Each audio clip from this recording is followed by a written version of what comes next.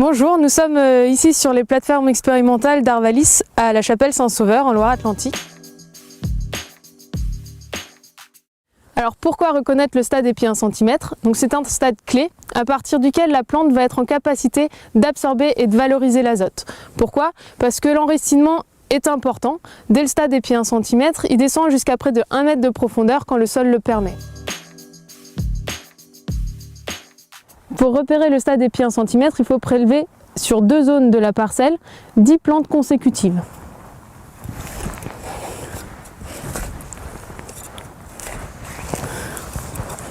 Pour chaque plante, on va repérer le mètre brun. Donc le mètre brun, c'est la tige principale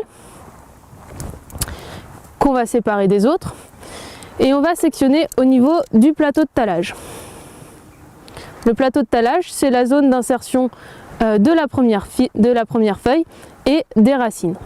Puis on va couper de manière longitudinale afin de regarder la hauteur de l'épi dans la tige. Puis on mesure à l'aide d'une règle la hauteur de l'épi. Donc ici sur cette variété semée au 23 octobre 2014, nous sommes à 0,8 cm. Nous allons répéter cette opération sur les 2 zones de la parcelle.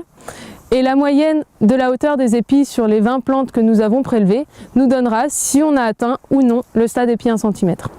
Donc ici nous sommes sur la plateforme semée au 1er octobre, donc très précocement, sur une variété précoce.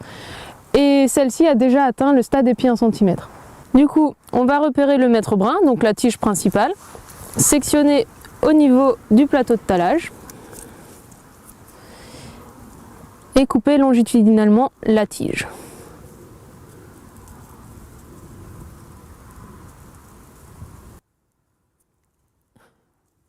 Et ici, effectivement, l'épi a bien décollé et est déjà à plus de 4 cm.